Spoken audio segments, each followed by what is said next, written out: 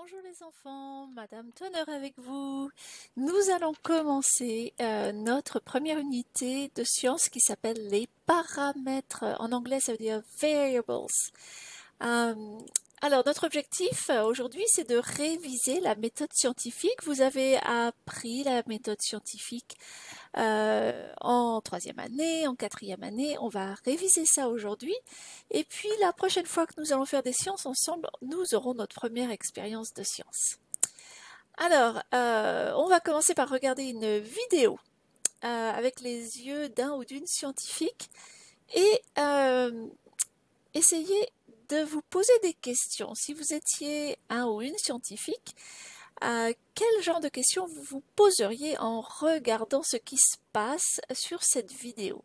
Regardez ce que fait ce monsieur, regardez ce que fait ce petit garçon et posez-vous des questions de scientifique. D'accord? Le son n'est pas important, donc je vais enlever le son et on va regarder seulement une partie de la vidéo.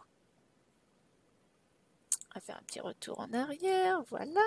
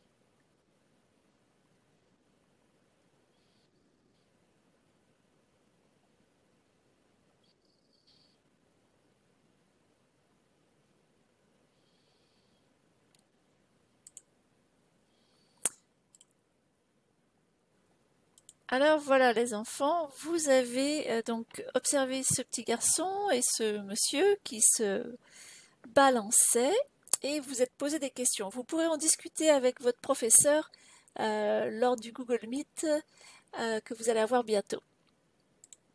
Donc la méthode scientifique, eh bien, c'est 5 étapes. C'est se poser une question, faire une hypothèse, faire l'expérience, observer les résultats et faire une conclusion. Voilà les 5 étapes de la méthode scientifique et nous allons utiliser ces 5 étapes de la méthode scientifique pendant toute l'année, à chaque fois que nous ferons des sciences ensemble. Alors, il y a une petite chanson qui vient avec ça. Voilà les paroles de la chanson.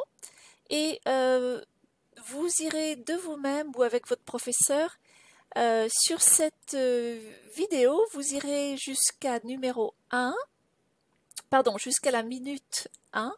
Donc vous avancez votre curseur ici jusqu'à 1 minute.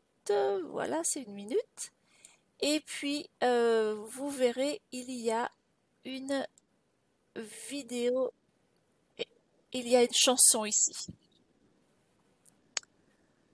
Donc je vous laisserai regarder ça avec votre professeur ou tout seul, vous pouvez le faire aussi. Voilà. Alors, qu'est-ce qu'une hypothèse? Eh bien, une hypothèse, c'est quand on essaie de prédire. Ça, c'est très important. Prédire, ça veut dire avant, avant que la chose se passe. Alors, c'est quand on essaie de prédire la possibilité qu'un événement va se passer.